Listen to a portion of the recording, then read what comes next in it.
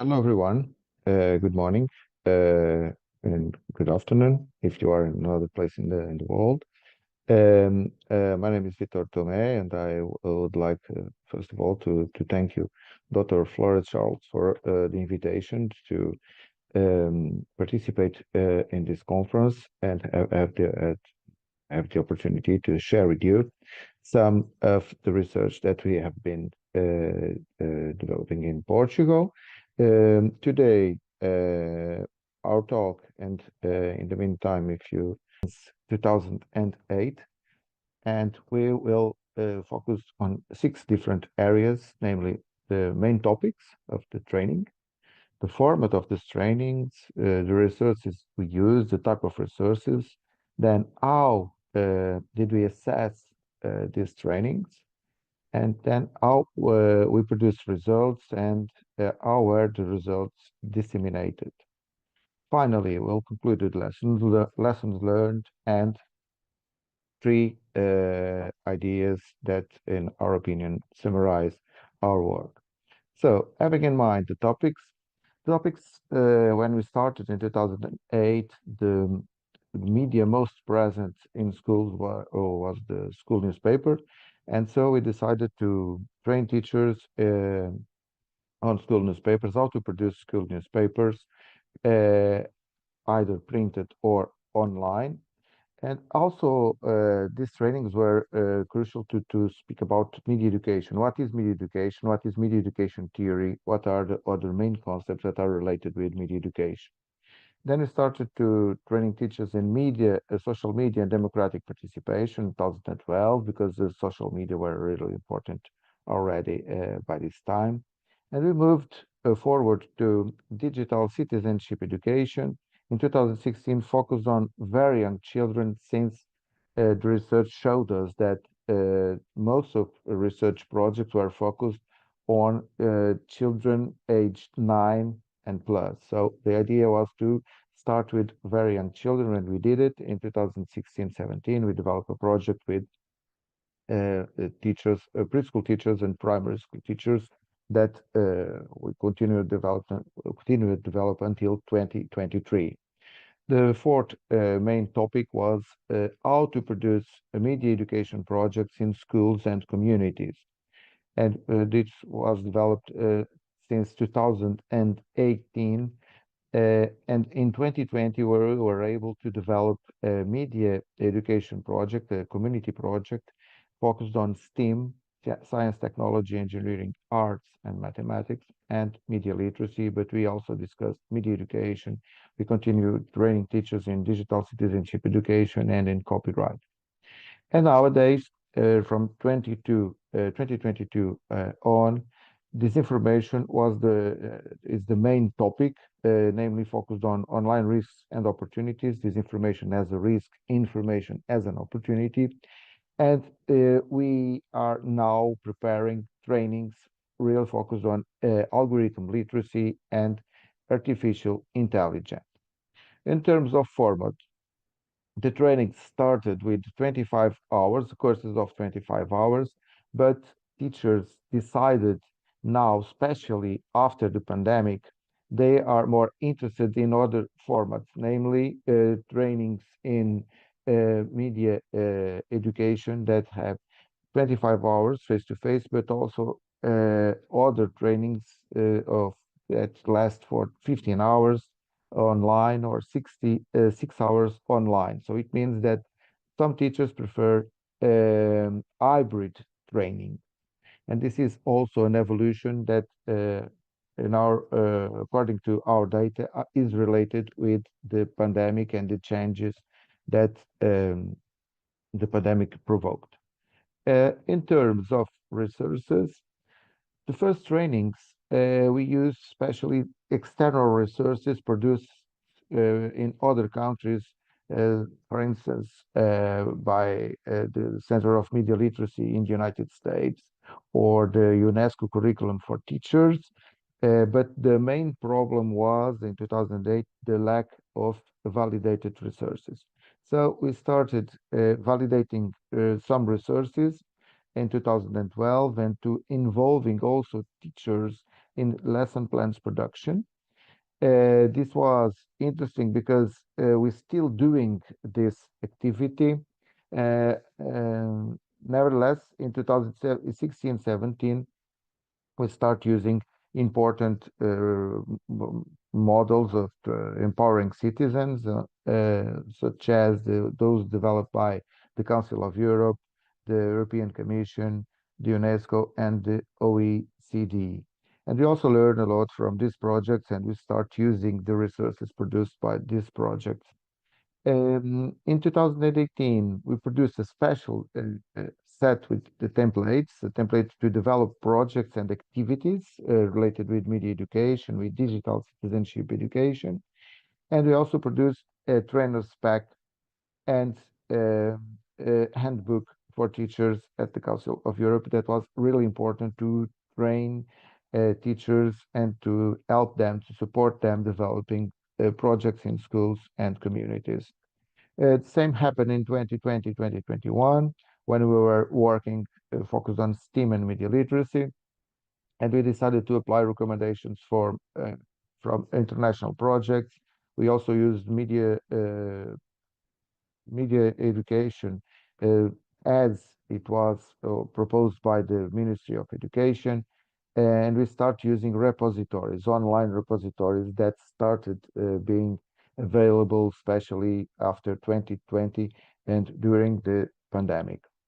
In 2022, 2023, we produced our own manuals here in Portugal and Spain. And these manuals are in Portuguese and in Spanish, of course, manuals for teachers and manuals for trainers. We also are using documents from ministries of education and some tools that are available online in order to identify and to tackle the dissemination of disinformation. Uh, in terms of assessment, we started using very traditional tools to assess these trainings. And now we have a model, but these first tools were mainly satisfaction surveys. We asked the teachers to produce the simple final reports explaining how the training were interesting or not for them and why. And we start also helping them and supporting them producing media education activities. We continue with this strategy into 2012, 2015, but we had reports on practices, and we asked the teachers to collect data from students. And this was interesting because the trainings start being research projects, mini research projects that allowed us to produce then more resources, for instance, as lesson plans. And we were able this way to develop a teacher training assessment model that we are using since 2018. In 2020, we applied the theory of change developed by the OECD, and nowadays we are using pre-test and post-test questionnaires in all the trainings. Either they are printed, or they are online, or they are face to face. That said, in terms of assessment tools, we produce results and results on media education, curricular professional development and media education. And the results, according to our data, were not so important in 2008, 2011, but they are now important. There is a huge interest in terms of what are teachers learning, what are teachers producing during trainings, and what are they discussing with their students, what are the students doing after this training. So what are teachers learning that they can apply in pedagogical terms in their classrooms, in their schools, developing projects and media education activities. They Nowadays teachers are really more experienced, and they are keen to develop these projects focused on media education. Their current interests are more focused on this information, but they still are uh, interested in other topics that they discussed before, they were trained before. For instance, social media, digital citizenship, team, and how to produce projects. In terms of lessons learned from these 17 years in a row training teachers, we conclude that in terms of topics, the evolution was from school newspapers to disinformation and now to AI and algorithm literacy. The preferred format was for a face-to-face, and nowadays, it's hybrid formats of 20 hours or 6 hours, or also trainings that are fully online. The resources were more external, and now we are producing our own resources and some outputs too that come from the trainings, namely lesson plans. The assessment was really traditional, and nowadays we are using pre-test and post-test and develop a grounded theory model. In terms of dissemination, media education curriculum professional development is nowadays really interesting, really more that collects more interested than ever before. Uh, to conclude, allow me to share three main ideas. In our idea, teachers are able to develop media literacy activities. They are keen to develop these activities, but involving their pupils and their local communities. They are able to use traditional and digital technologies, and when they are not available, they ask the students in a way of we can call, and that is usual, for instance, in the United States, bring your own device. So teachers are able to develop these activities and then to share these activities with their colleagues, which is really, really important. These activities and projects are more easily and faster when the school board is involved. Okay, when the school board or at least someone from the school board is part of the training or is supporting teachers that are developing their projects during the training and after the training, of course. And finally, we would like to share that a culture of assessment is key. So it's important to assess trainings from the very beginning until the end.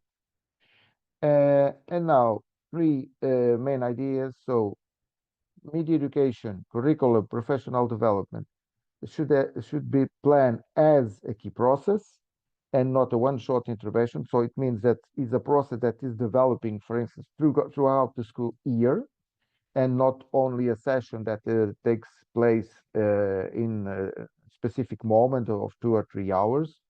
This training should be implemented and monitored, and the projects also should be monitored because teachers need support to continue their projects and to involve and keep involving their students and their colleagues.